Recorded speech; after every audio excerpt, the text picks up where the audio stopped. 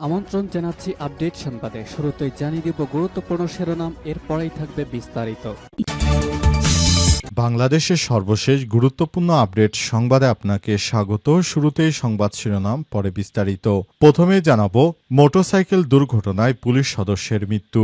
ঢাকা চট্টগ্রাম মহাসড়কে মুন্সিগঞ্জের গজারিয়া অংশে মোটরসাইকেল দুর্ঘটনায় মোহাম্মদ জিল্লুর মিয়া ৪৪ নামে এক পুলিশ সদস্য নিহত হয়েছে। আজ বালুয়াকান্দি এলাকায় কুমিল্লাগামী লেনে এই দুর্ঘটনায় প্রাণ যায় পুলিশ সদস্যের। জানা গেছে, একটি বেপরোয়া বাস এসে তাকে চাপা দিয়ে পালিয়ে যায়।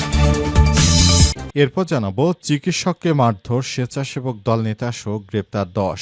দিনাজপুরের হাকিমপুর উপজেলার হিলি স্বাস্থ্য কমপ্লেক্সে জরুরি বিভাগে দায়িত্বরত ৩ জন চিকিৎসককে মারধরের ঘটনায় হাকিমপুর হিলি পৌর স্বেচ্ছাসেবক দলের আহ্বায়ক আব্দুল্লাহ আল মামুন সহ ১০ বিএনপি নেতাকে গ্রেপ্তার করেছে ডিবি পুলিশ। তারা অবৈধভাবে হাসপাতালে ঢুকে কর্তৃত্ব খাটিয়ে হাসপাতালের চিকিৎসকদের মারধর করেছিলেন।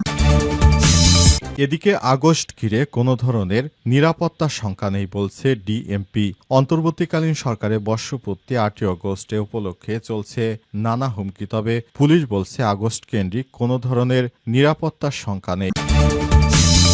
এদিকে বেনজিরের ডক্টরেট ডিগ্রি স্থগিত করল ঢাকা বিশ্ববিদ্যালয়। পুলিশ বাহিনীর সাবেক মহাপরিদর্শক আইজিপি বেনজির আহমেদের ডক্টরেট অব বিজনেস অ্যাডমিনিস্ট্রেশন বা ডিবিএ ডিগ্রি বাতিল করেছে ঢাকা বিশ্ববিদ্যালয়। আজ বিশ্ববিদ্যালয় কর্তৃপক্ষ এই ঘোষণা দেন।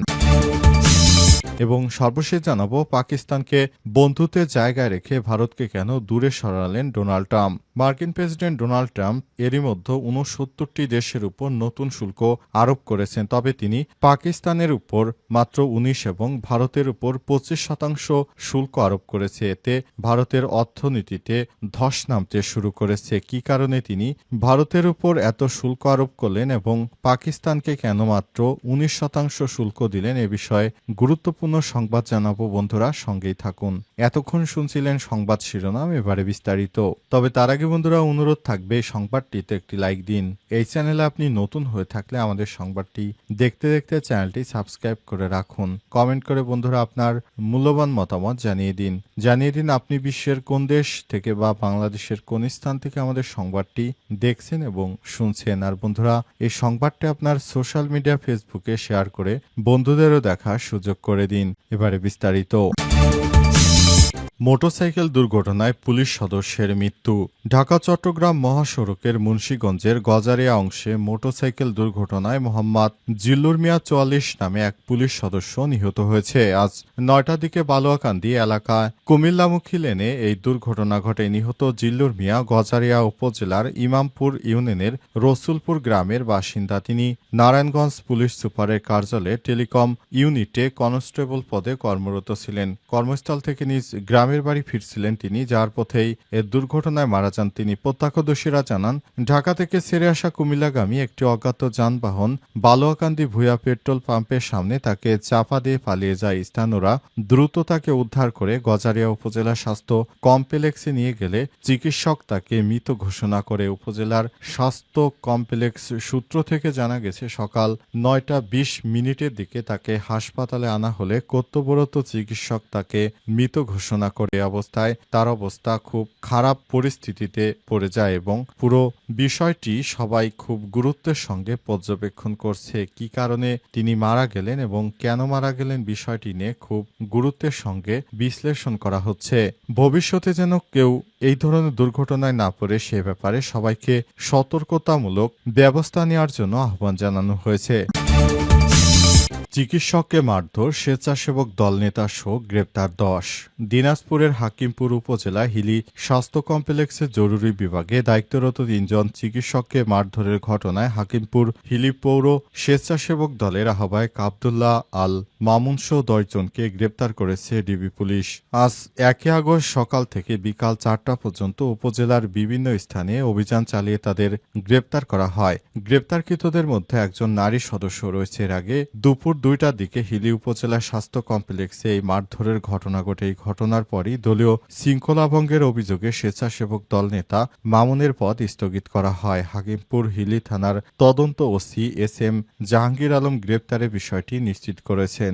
মারধরের শিকার মেডিকেল অফিসার ডাক্তার মোহাম্মদ মশিউর রহমান হাকিমপুর থানার স্বেচ্ছাসেবক দল নেতা আল মামুন সহ 13 জনের বিরুদ্ধে মামলা দায়ের করেন। ভুক্তভোগী চিকিৎসকদের বরাতে জানানো যায়, স্বেচ্ছাসেবক দল নেতা আল মামুনের আত্মীয় ফারুক হোসেন 15 দিন আগে একটি মারধরের ঘটনায় আহত হয়ে 3 নম্বর কেবিনে ভর্তি হন। বৃহস্পতিবার 31 জুলাই সকাল 11টার দিকে ডাক্তার মশিউর রাউন্ডে গিয়ে রোগীকে সম্পূর্ণ সুস্থ বলে ছাড়পত্র দেন। তবে রোগী ছাড়পত্র নিতে অস্বীকৃতি জানিয়ে বাকবিতণ্ডায় জড়িয়ে পড়েন। এরপর দুপুর 2টার দিকে আল মামুন 15 থেকে 20 জন সহযোগী নিয়ে হাসপাতালে এসে জরুরি বিভাগে ঢুকে 3 জন দায়িত্বপ্রাপ্ত চিকিৎসককে মারধর করেন এবং একজন চিকিৎসকের মোবাইল ফোন ছিনিয়ে নেন। অবস্থায় তারা থানায় মামলা দায়ের করে। অবশেষে বিএনপির এই নেতাকে গ্রেপ্তার করা হয়েছে।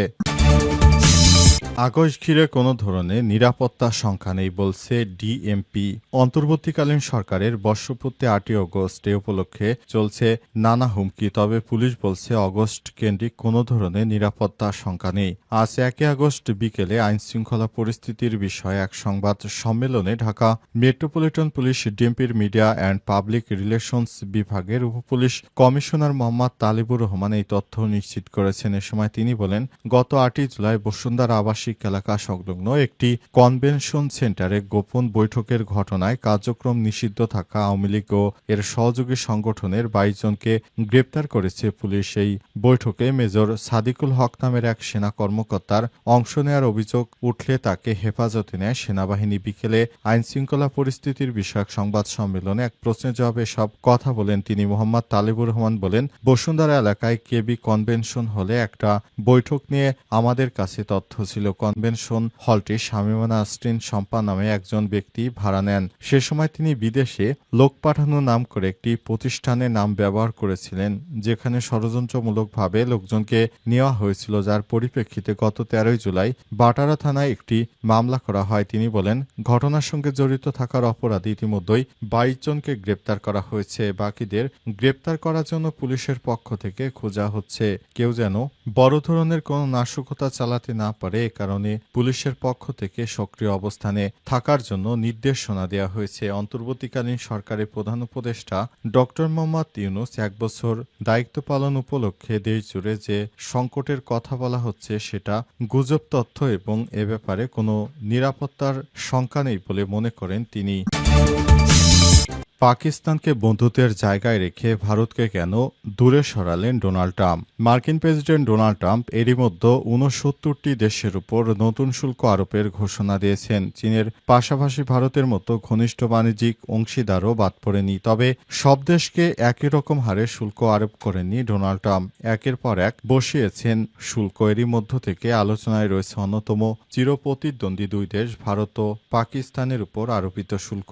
পাকিস্তানের উপর মাত্র 19% শুল্ক নির্ধারণ করলেও ভারতের উপর তা 25% নির্ধারণ করেছেন ট্রাম্প। এমন পরিস্থিতি আলোচনা হচ্ছে, কেননা পাকিস্তানকে বন্ধুত্বের ছায়ায় রেখে ভারতকে তিনি দূরে ঠেলেছেন। কি বার্তা দিচ্ছেন ডোনাল্ড ট্রাম্প? পাকিস্তানের অর্থনৈতিকভাবে দীর্ঘদিন ধরে পশ্চিমা দাদাদের, বিশেষ করে যুক্তরাষ্ট্র IMF এর উপর নির্ভরশীল। যুক্তরাষ্ট্রে রপ্তানি পাকিস্তানের অন্যতম বড় বৈদেশিক মুদ্রা আয়ের উৎস। ফলে অতিরিক্ত শুল্ক আরোপ পাকিস্তানের রপ্তানি হুমকি হয়ে দাঁড়াতে পারে, যা দেশটিকে পুরোপুরি ধ্বংস করতে পারে, দেশটিকে পুরোপুরি চীনের ছায়ায় ঠেলে দিতে পারে। এটি ট্রাম্পের জন্য মোটেও ইতিবাচক নয়। এছাড়াও ট্রাম্প হয়তো চাচ্ছেন না পাকিস্তান পুরোপুরি যুক্তরাষ্ট্র বিরোধী জোটে ঢুকে পড়ুক, বরং সীমিত শুল্কের মাধ্যমে তাকে নিয়ন্ত্রণে রাখা এবং ভবিষ্যতে দর কষাকষিতে দরজা খুলে রাখা, এটাই তার কৌশল। মার্কিন প্রেসিডেন্টের কথাতেও বিষয়টি উঠে এসেছে। ভারতের উপর নতুন শুল্ক আরোপের পর পাকিস্তানের সঙ্গে বড় এক জ্বালানি সমঝোতার কথা জানান ডোনাল্ড ট্রাম্প।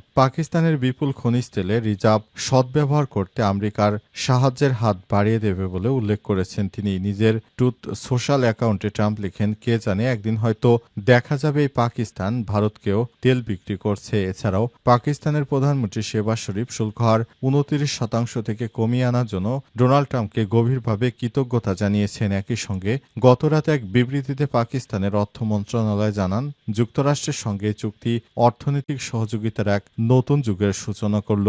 অপরদিকে ভারতের উপর 25% শুল্ক আরোপ করে ভারতের বাণিজ্য নীতির তীব্র সমালোচনা করেছেন মার্কিন প্রেসিডেন্ট ডোনাল্ড ট্রাম্প। তিনি বলেছেন, তারা রাশিয়া থেকে বেশি মালামাল কিনছে, এটি তাদের জন্য শাস্তি।